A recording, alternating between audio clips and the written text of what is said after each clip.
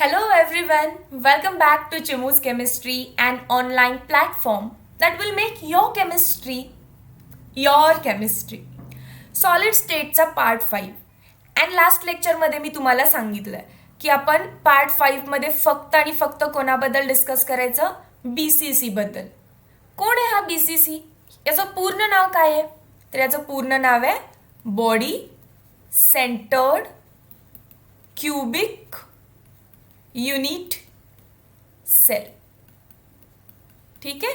So म्हणून आपण BCC म्हणतोय. B for body, C for centred, C for cubic unit cell. हा झाला BCC. पण BCC बद्दल आपल्याला अजून काय काय इन्फॉर्मेशन नेमकी पाहिजे? पहिली गोष्ट, तो दिसतो कसा? That is we should know its structure.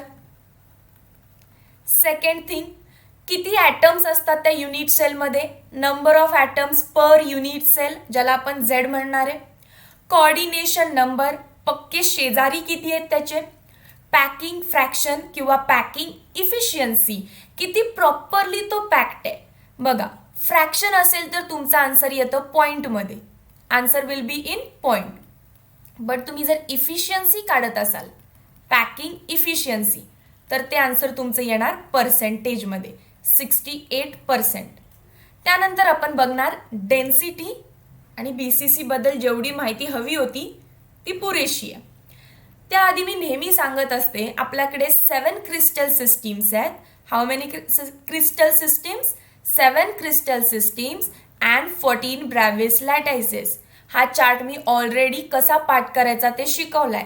याच्यासाठी ट्रिक सांगितली आहे, याच्यासाठी ट्रिक सांगितली आहे. Go and watch part 3. Part 3 मध्ये सांगितलंय मी ही.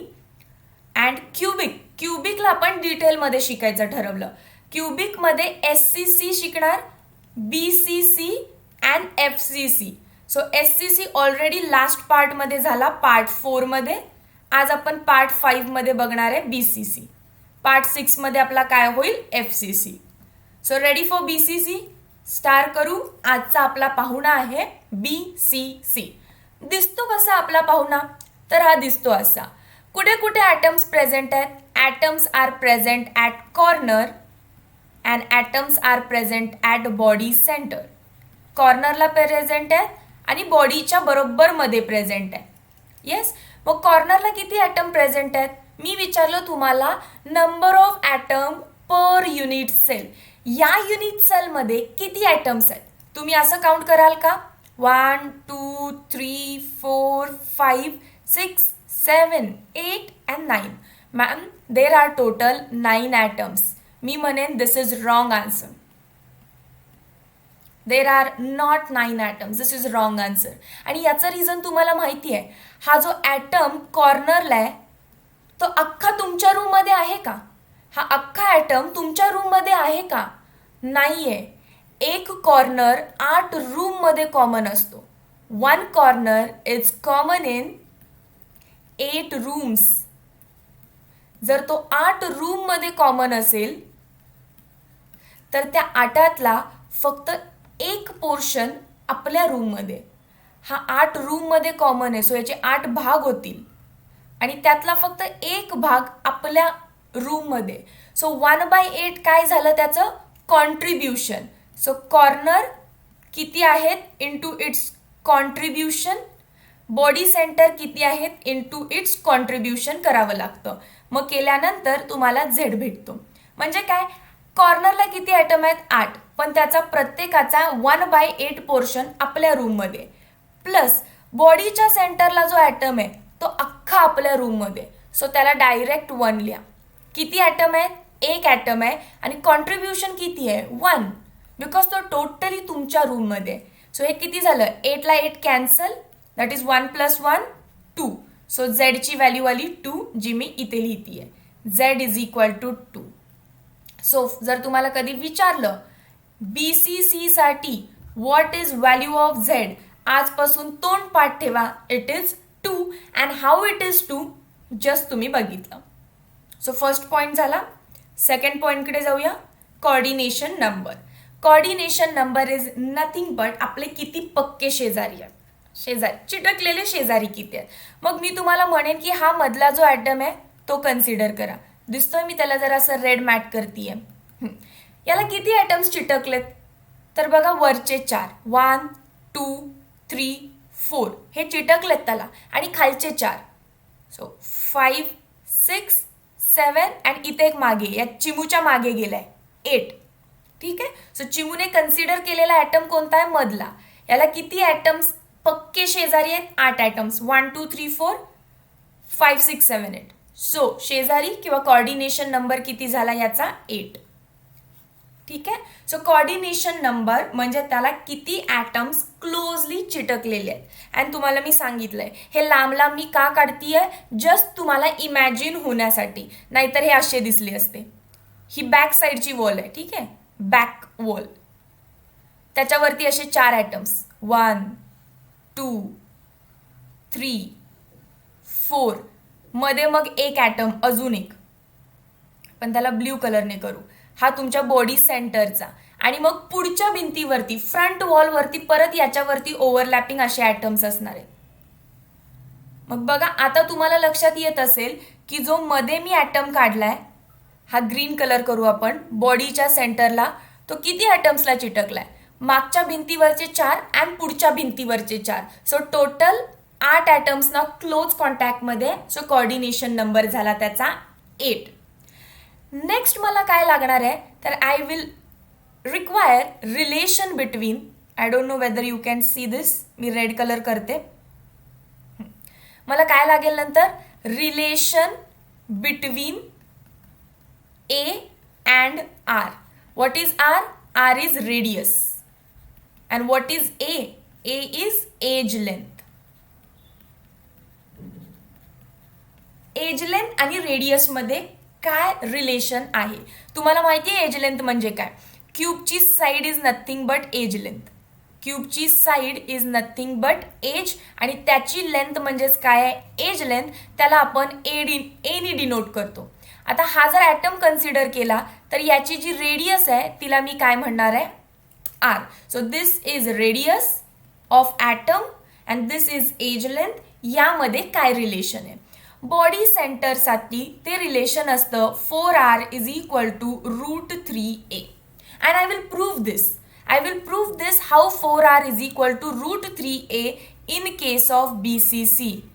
प्लीज नोट मी परत सांगतेय लास्ट लेक्चरमध्ये मी जेव्हा SCC शिकवलं मी तिथे 2-3 वेळा सांगितलं SCC साठीच फक्त a इक्वल्स टू 2r असणार आहे.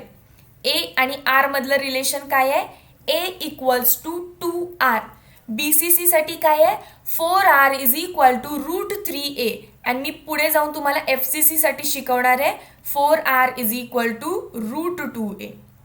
FCC मध्ये √2 असतो, BCC मध्ये √3 असणार आहे. ओके. मग हे प्रूफ करूया. कसं प्रूफ करणार मी तुम्हाला आधी दाखवणार बॉडी डायगोनल म्हणजे काय. मग मी तुम्हाला आधी सांगते की आपण एक स्क्वेअर कन्सिडर करूया. स्क्वेअर, या स्क्वेअरची डायगोनल काय आहे हा एक वर्टेक्स पकडला, हा एक वर्टेक्स पकडला, यातून पास होणारी लाईन आपली डायगोनल आहे. आपण हे 10th मध्ये शिकलोय. बट हे स्क्वेअरसाठी झालं. आता क्यूबसाठी बघा पहिला आपण क्यूब काढून घेऊ. हा झाला क्यूब. कॉर्नर पकडा एक पकडला, याचा दुसरा पकडा 3 डायमेन्शनमध्ये. तर मग हा मागचा पकडलाय बॅक साईड तर हा समोरचा आणि यातून लाईन पास होईल. हे जेव्हा लाईन पास करताय तेव्हा बॉडीच्या मध्ये असणाऱ्या ॲटम मधून पण लाईन जाणार. बघा बरं हा एक कॉर्नर, हा एक कॉर्नर, या दोघांमधून जी लाईन पास झाली आहे दॅट्स युअर बॉडी डायगोनल. पण या बॉडी डायगोनल मधून 3 ॲटम्स दिसायला लागले. कॉर्नरचा एक, दुसरा कॉर्नर 2 आणि मध्ये जो बॉडीच्या सेंटरला आहे तो ॲटम. आणि all atoms are same. All atoms are same over here. मग मला सांगा जर सगळे ॲटम सेम असतील तर सगळ्यांची रेडियस r असायला पाहिजे हा ना. याची रेडियस हे जे 3 ॲटम दिसत आहेत तुम्हाला 1 2 3 ते मी इथे काढले 1 2 3 दिसतात एका लाईनमध्ये, एका लाईनमध्ये. सो मी असं म्हणू शकते का याची रेडियस r, याची r 2 रेडियस आहेत आणि याची r म्हणजे body diagonal is equal to 4r आलं. पिक्चरियली दिसतंय आपल्याला की body diagonal is equal to 4r आहे. याला इक्वेशन नंबर 1 म्हणा. जेव्हा मी तुम्हाला पॅकिंग इफिशियन्सीचं डेरिव्हेशन बोर्डवरती शिकवणार आहे तेव्हा मी तुम्हाला सांगेन की जी काही तुमची बॉडी डायगोनल आहे युझिंग पायथागोरस थेरम तिची व्हॅल्यू येणार आहे आपल्याला √3a जिला मी इक्वेशन 2 म्हणेन. And then I can say from 1 and 2 4r is equal to √3a. मग यातून तुम्हाला a ची व्हॅल्यू काढा म्हटलं तरी तुम्ही काढू शकता की ma'am a is equal to 4r/√3. आणि जर मी r ची व्हॅल्यू फाइंड करा म्हटलं तर तुम्ही म्हणाल √3a/4. r पण काढू शकताय a पण काढू शकताय. डन. खूप इम्पॉर्टंट आहे रिलेशन बिटवीन BCC. तोंडपाठ ठेवा. 4r is equal to √3a. मग a पण काढता येतो त्यातनं आणि r पण येतो. क्लिअर आहे. मग पॅकिंग इफिशियन्सी किंवा पॅकिंग फ्रॅक्शन बघू. Packing fraction I told you तुम्हाला काय फॉर्म्युला पाठ करायचा आहे. लास्ट लेक्चर फक्त जाऊन बघा. Volume of sphere upon volume of cube. Volume of sphere upon volume of cube. फक्त याला इंटू काय करतोय आपण झेड. जेव्हा तुम्ही SCC फाइंड केलेलं SCC साठी झेडची व्हॅल्यू असते 1 त्यामुळे तिथे झेड नाही लिहिलं तरी चालेल. बट जेव्हा तुम्ही BCC साठी काढताय किंवा तुम्ही FCC साठी काढताय तेव्हा झेड लिहिणं खूप इम्पॉर्टंट आहे. व्हॉल्यूम ऑफ 1 स्पियर असतो. एक स्पियरचा व्हॉल्यूम तुम्ही लिहिलाय 4/3 πr³. 4/3 πr³. मग हा एका स्पियरचा झाला. पण तुमच्या ह्याच्यात किती स्पियर आहेत टोटल. झेड तुम्ही काढलेला इट इज 2. झेडची व्हॅल्यू काय आहे 2. Write it 2. Mistakenly written as 4 make it 2. So झेडची व्हॅल्यू 2 आहे. मग तुम्ही 2 ने मल्टिप्लाय केलं पाहिजे. इथे पण 2 करा. 2 ने मल्टिप्लाय केलं पाहिजे. मग आपण एकदा सॉल्व्ह करूया का हे. Packing fraction is equal to 2 × 4/3 πr³ divided by काय आहे तुमचा volume of a cube that is a³. मग फक्त मी काय म्हणते आता a ची जी व्हॅल्यू तुम्ही काढली मगाशी बॉडी डायगोनलच्या रिलेशनवरून काय झालं 4r is equal to √3a. मग a ची व्हॅल्यू काय येईल 4r/√3. 4r/√3 ती इथे पुट करा. बघा मी पण पुट केली आहे 4r/√3. सो तुमचं इक्वेशन असं बनेल का 2 × 4 × π × r³ डिवायडेड बाय 3 × a चा क्यूब करायचा आहे. म्हणजे a³ करायचं असेल तर मला या सगळ्याचा क्यूब टाकावा लागेल. मग मी डायरेक्ट क्यूब लिहिते. 4चा क्यूब 4 4चा 16 16 4चा 64 इंटू r³ डिवाइड बाय √3चा क्यूब 3√3. मग तुम्हाला माहिती आहे न्यूमरेटरच्या डिनॉमिनेटरचा डिनॉमिनेटर वरती जात असतो. तर तुम्हाला असं लक्षात येईल 2 × 4 × π × r³ इंटू 3√3. 3√3 फक्त वरती आलाय इंटू डिवाइड बाय 3 × 64 × r³. काय काय कट होतं बघा एकदा. दिस इज मॅथ्स. मी बोर्डवरती परत शिकवणार आहे सो डोंट वरी. r³ ला r³ गेला. 4 1चा 4 4 16चा 64 2 1चा 2 2 8चा 16 3 ला 3 पण कट झालं. मग वरती राहिलाय काय फक्त वरती राहिलाय √3 जो की इथे आहे. अजून काय राहिलं पाय राहिलाय. So √3 × π divided by 8. √3 × π divided by 8 करा. You will get answer 0.68. But 0.68 1 पेक्षा कमी आहे म्हणून दॅट्स पॅकिंग फ्रॅक्शन. जर तुम्हाला इफिशियन्सी हवी असेल पॅकिंग इफिशियन्सी तर तुम्ही पॅकिंग फ्रॅक्शनला 100 नी मल्टिप्लाय करा. सो पॅकिंग फ्रॅक्शन किती आहे 0.68 समथिंग. त्याला 100 नी मल्टिप्लाय करा. आन्सर भेटेल 68. Packing efficiency is equal to 68. BCC मध्ये 68% जागा ॲटम्सनी ऑक्युपाय केली आहे. कशामध्ये BCC मध्ये ॲटम्स जे आहेत त्यांनी 68% जागा ऑक्युपाय केली आहे. याचा अर्थ रिकामी जागा किती आहे 100 - 68. सो तुम्ही आता काय करणार 100 मधून 68 मायनस करा. Near about 31.96 that is near about 32% void आहेत. व्हॉट इज वॉइड रिकामी जागा unoccupied space. Empty space, packing fraction. कळालं असेल तर खूप चांगलं आहे, नसेल कळालं तर चिंता की कोई बात नाही. BCCचं डायरेक्ट 0.68 फ्रॅक्शनमध्ये 68% इफिशियन्सीमध्ये. आता लक्षात ठेवा, थोड्याच दिवसात बोर्डवरती हे सगळं सॉल्व्ह करून देईन, क्लिअर होऊन जाईल. जाऊया पुढे. Density, last option. ये तो फिर you everybody know this how we calculate density. मी सुरुवातच अशी करते, सगळ्यांना डेन्सिटीचा फॉर्म्युला माहिती आहे का? मग मुलं म्हणतात हो मॅम माहिती आहे, density is equal to mass upon volume. पण सॉलिड स्टेटमध्ये तुम्हाला वरती फक्त झेडनी मल्टिप्लाय करायचं आहे आणि खाली करायचं आहे ॲव्होगॅड्रो नंबरनी. मग व्हॉल्यूम म्हणजे कोणाचा व्हॉल्यूम आहे? या क्यूबचा व्हॉल्यूम, जो की काय असतो? A cube. मग तुमचा फॉर्म्युला काय झाला? Z into molar mass, Z into molar mass divided by Avogadro number. N A म्हणजे काय? Avogadro number into a cube. लक्षात आलं काय केलं? फक्त व्हॉल्यूमच्या ठिकाणी ए क्यूब पुट केला, ॲव्होगॅड्रो नंबर खालचा आहे तसा, एम इंटू झेडला नाही झेड इंटू एमला, सेमच आहे. So final density is equal to Z into molar mass divided by Avogadro number into a cube. प्रत्येक वेळी एच देतील असं काही आहे का?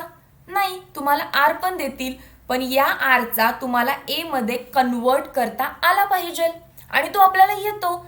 बिकॉज बॉडी सेंटर्ड सेल असेल तर 4R is equal to √3A असतो.